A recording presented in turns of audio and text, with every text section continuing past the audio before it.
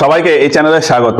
1833 খ্রিস্টাব্দে charter act নিয়ে আমাদের আজকের এই প্রতিবেদন। 1830 খ্রিস্টাব্দ আসতে আসতে ভারতের অলমোস্ট সমস্ত এরিয়াই ব্রিটিশ ইস্ট ইন্ডিয়া কোম্পানির দখলে চলে আসে। এখন কোম্পানির দখলে থাকা ভারতের এরিয়াগুলোকে বলা হতো British পজেশনস in India.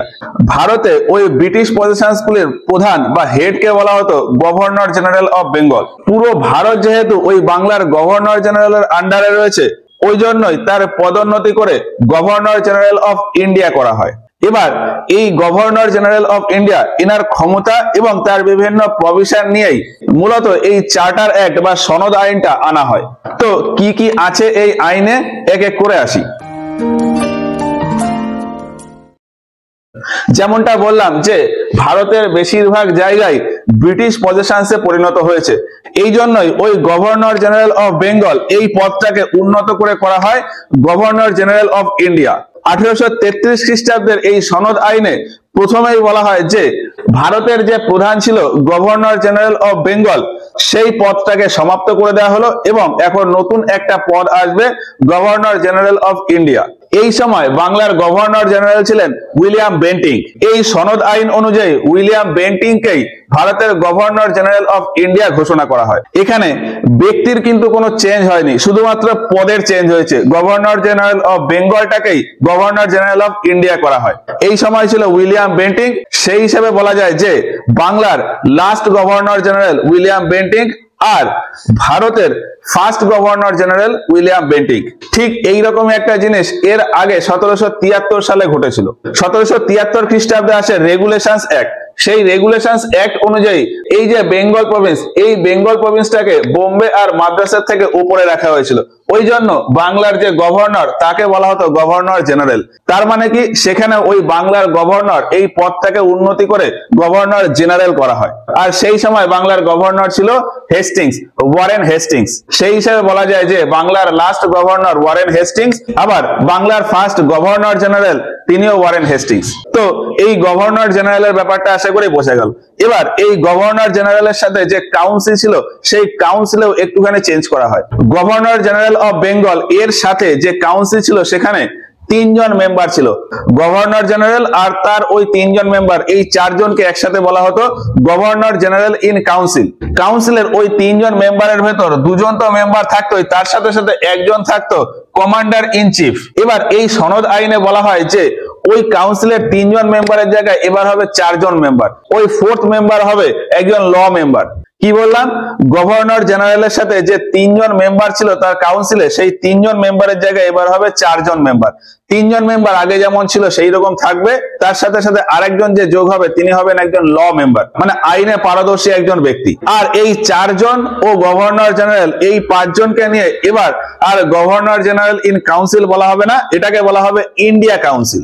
Governor general of Bengal এর পদোন্নতি করে গভর্নর জেনারেল অফ ইন্ডিয়া, আর গভর্নর জেনারেল ইন কাউন্সিল এটার পদোন্নতি করে ইন্ডিয়া কাউন্সিল।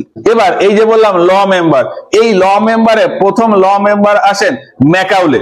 এবার এই সনদ আইনের ভিত্তিতেই ভারতে তৈরি হয় ল কমিশন।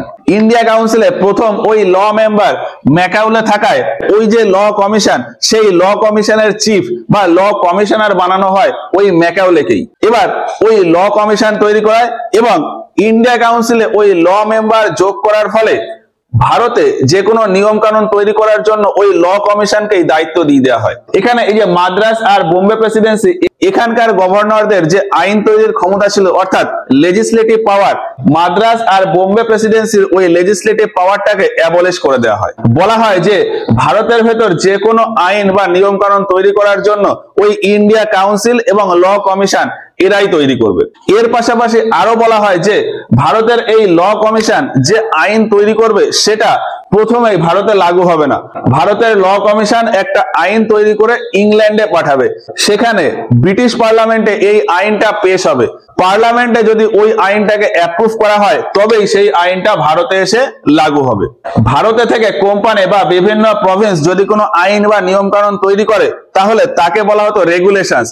আর ইংল্যান্ডে ব্রিটিশ পার্লামেন্ট থেকে যদি কোনো আইন ভারতে আসতো তাহলে তাকে বলা হতো অ্যাক্ট। সেই হিসাবেই এই 1833 খ্রিস্টাব্দের আগে নেওয়া কোনো ডিসিশনকে রেগুলেশনস বলা হতো, আর এই 1833 খ্রিস্টাব্দের পর থেকে যে সমস্ত ডিসিশন নেওয়া হবে সেগুলিকে বলা হবে আইন বা অ্যাক্ট। এবার এই সনদ আইনে আরো কিছু পয়েন্ট বলা হয়, সেগুলো কি বলা হয় যে বাংলা, বোম্বে আর মাদ্রাস এই তিনটে প্রেসিডেন্সিতে যে সমস্ত সিভিল বা মিলিটারি ক্ষমতা ছিল সেই সমস্ত ক্ষমতাই ওই গভর্নর জেনারেল অফ ইন্ডিয়ার কাছে থাকবে। বোম্বে বা মাদ্রাস এদের কাছে আলাদা করে কোনো সিভিল বা মিলিটারি পাওয়ার থাকবে না। ভারতের যে কোনো জায়গায় কোনো মিলিটারি অপারেশন করতে গেলে আগে গভর্নর জেনারেল অফ ইন্ডিয়ার কাছ থেকে অ্যাপ্রুভাল নিতে হবে। এক কথায় ভারতের সমস্ত ক্ষমতার শীর্ষে থাকবে ওই গভর্নর জেনারেল অফ ইন্ডিয়া। ভারতের ভেতর ব্রিটিশ পজেশনস গুলিতে যে কোনো সিদ্ধান্ত বা কাজ করতে গেলে গভর্নর জেনারেল অফ ইন্ডিয়ার অ্যাপ্রুভাল নিয়েই তবেই ওই কাজটা বা ওই সিদ্ধান্ত নিতে হবে। তো এইগুলোই হলো ওই গভর্নর জেনারেল সম্পর্কিত বিভিন্ন বিষয় যেগুলো ওই চার্টার আইনে বলা ছিল। তবে এর পাশাপাশি আরো দু একটা পয়েন্ট বলা ছিল, সেগুলো হলো যে ভারতে ওই ব্রিটিশ ইস্ট ইন্ডিয়া কোম্পানির ট্রেড মনোপলি পুরোপুরি সমাপ্ত করে দেওয়া হলো। এর আগে 1813 খ্রিস্টাব্দের চার্টার আইনেই বলা হয়েছিল যে ভারতে ব্রিটিশ ইস্ট ইন্ডিয়া কোম্পানির মনোপলি সমাপ্ত, কিন্তু তারপরেও ভারত থেকে চায়ের ব্যবসা আর কোম্পানির চায়নার সাথে ব্যবসা এই দুটো জিনিসে মনোপলি ছিল। 1833 খ্রিস্টাব্দের এই সনদ আইনে ওই দুটো মনোপলিও সমাপ্ত করে দেওয়া হয়। বলা হয় যে ব্রিটেনের অন্য যে কোনো কোম্পানি বা অন্যান্য দেশের যে কোনো কোম্পানি ভারতে এসে ব্যবসা বাণিজ্য করতে পারে, চায়ের ব্যবসাও করতে পারে এবং তার সাথে সাথে চায়নার সাথেও ব্যবসা বাণিজ্য করতে পারে। আরো বলা হয় যে যে কোনো ব্যক্তি, ইউরোপিয়ান যে কোনো ব্যক্তি ভারতে এসে ব্রিটিশ পজেশনস এর ভেতর জায়গা জমি কিনতে পারে, যেখানে খুশি ঘুরে বেড়াতে পারে। এসবের পাশাপাশি এই চার্টার আইনে ভারতের ভেতর বিভিন্ন সেক্টরে থাকা বিভিন্ন কর্মচারীদের সম্পর্কেও একটি প্রভিশন ছিল। এর আগে নরমালি কি হতো, ভারতীয়দের যেখানে যেখানে কাজে রাখা হতো সেখানে বিভিন্ন সময় তাদের ধর্ম ও জাতির ভিত্তিতে ডিসক্রিমিনেশন বা বৈষম্য করা হতো। এই সনদ আইনে বলা হয় যে ভারতীয়দের যে যে জায়গায় কাজে রাখা হচ্ছে সেখানে তাদের লিঙ্গ, জাতি বা ধর্মের ভিত্তিতে বৈষম্য করা যাবে না। এই আইন পাস হওয়ার আগে ইংল্যান্ডে যে বোর্ড অফ কন্ট্রোল রয়েছে তারা সাজেশন দিয়েছিল যে ভারতে কোম্পানির হয়ে যে সমস্ত সিভিল সার্ভেন্ট রয়েছে তাদের নিয়োগের জন্য একটা ওপেন কম্পিটিশনের ব্যবস্থা করা হোক। কিন্তু ইংল্যান্ডে থাকা কোর্ট অফ ডাইরেক্টরের মেম্বাররা এই প্রস্তাবটাকে খারিজ করে দেয়। নরমালি যেটা হতো যে ওই কোর্ট অফ ডাইরেক্টরের যে সমস্ত চেনা পরিচিত তারাই ভারতের সিভিল সার্ভেন্ট হিসেবে আসতো, বা ভারতে সিভিল সার্ভেন্ট হওয়ার জন্য ওই কোর্ট অফ ডাইরেক্টরের যে সমস্ত মেম্বাররা ছিল তাদেরকে ধরে বেঁধে হওয়া যেত। এখন ওই সিভিল সার্ভেন্ট নিয়োগের ক্ষেত্রে যদি কম্পিটিশনের ব্যবস্থা করা হয় সেক্ষেত্রে ওই কোর্ট অফ ডাইরেক্টরের যে প্রিভিলেজ রয়েছে তারা যে বিভিন্ন ব্যক্তিকে নিয়োগ করে দিচ্ছে সেই সুবিধাটা আর থাকবে না। ওই জন্যই ওই কোর্ট অফ ডাইরেক্টরের মেম্বাররা বোর্ড অফ কন্ট্রোলের ওই কম্পিটিশনের প্রস্তাবটাকে খারিজ করে দেয়। তো এইগুলোই হলো এই 1833 খ্রিস্টাব্দের সনদ আইনের প্রভিশন। এবার 1833 খ্রিস্টাব্দের এই সনদ আইনটাকে সেন্ট হেলিনা অ্যাক্টও বলা হয়। এর পেছনে ছোট্ট একটু গল্প রয়েছে। আফ্রিকা মহাদেশের পশ্চিম দিকে দক্ষিণ আটলান্টিক মহাসাগরে ছোট্ট একটা দ্বীপ আছে সেন্ট হেলিনা দ্বীপ। পর্তুগিজরা এই দ্বীপটাকে ডিসকভার করেন, মানে আবিষ্কার করেন। সেই হিসাবে এই দ্বীপের ওপর পর্তুগিজদের নিয়ন্ত্রণ ছিল, কিন্তু 1659 খ্রিস্টাব্দে গিয়ে ব্রিটিশরা এই দ্বীপটাকে দখল করে নেয়। তারপর 1673 খ্রিস্টাব্দে গিয়ে ডাচ এই দ্বীপটাকে দখল করে নেয়, কিন্তু কিছুদিনের ভিতরেই ব্রিটিশ আবারও এই দ্বীপটাকে রিকভার করে নেয়। অর্থাৎ 1673 খ্রিস্টাব্দে আবারও এই দ্বীপটা ব্রিটিশ নিয়ন্ত্রণে চলে আসে এবং তারপর থেকে এইভাবেই ছিল। এরপর ইংল্যান্ডের রাজা চার্লস দ্বিতীয় যেমন এই বোম্বে দ্বীপটাকে ব্রিটিশ ইস্ট ইন্ডিয়া কোম্পানিকে ভাড়ায় দিয়ে দেয়, ঠিক সেই রকমই ওই সেন্ট হেলেনা দ্বীপটাকেও ব্রিটিশ ইস্ট ইন্ডিয়া কোম্পানিকে ভাড়ায় দিয়ে দেয়।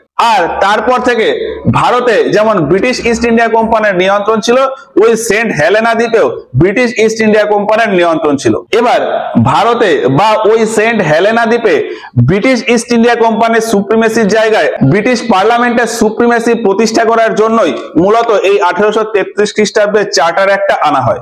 এই সনদ আইনটা ভারতের জন্য যেরকম প্রযোজ্য ছিল ওই সেন্ট হেলেনা দ্বীপের জন্য ঠিক সমানভাবে প্রযোজ্য ছিল। ওই জন্যই কখনো কখনো এই সনদ আইন বা চার্টার অ্যাক্টটাকে সেন্ট হেলেনা অ্যাক্টও বলা হয়। তবে এই চার্টার অ্যাক্টের পাশাপাশি এর আরো দুটো নাম আছে। 1833 খ্রিস্টাব্দের চার্টার অ্যাক্টকে কখনো কখনো বলা হয় গভর্নমেন্ট অফ ইন্ডিয়া অ্যাক্ট 1833 বা ইস্ট ইন্ডিয়া কোম্পানি অ্যাক্ট 1833। এবার এই সেন্ট হেলেনা দ্বীপ সম্পর্কে ছোট্ট একটা তথ্য আছে, সেটা একটু বলি। মোটামুটি 1800 খ্রিস্টাব্দের সময় ব্রিটিশদের প্রধান শত্রু ছিল ফ্রান্সের নেপোলিয়ান বোনাপার্ট। 1815 খ্রিস্টাব্দে ব্রিটিশরা ওই নেপোলিয়ান বোনাপার্টকে ওই সেন্ট হেলেনা দ্বীপে বন্দী করে রাখে এবং নেপোলিয়ান সেখানে বন্দী থাকতে থাকতে 1821 খ্রিস্টাব্দে গিয়ে মারা যায়। তো এই হচ্ছে 1833 খ্রিস্টাব্দের চার্টার অ্যাক্ট নিয়ে ওভারঅল বিভিন্ন বিষয়। আশা করি এই পুরো ব্যাপারটা বুঝতে পেরেছো। ভিডিওটা ভালো লাগলে একটা লাইক করো। এই ভিডিও সম্পর্কে তোমাদের মতামত আমাদেরকে কমেন্ট বক্সে জানিও। আজকের ভিডিওটা এখানেই শেষ করছি, দেখা হচ্ছে এর পরের ভিডিওতে গিয়ে। পরের ভিডিওতে আমরা উইলিয়াম বেন্টিং সম্পর্কে আলোচনা করব।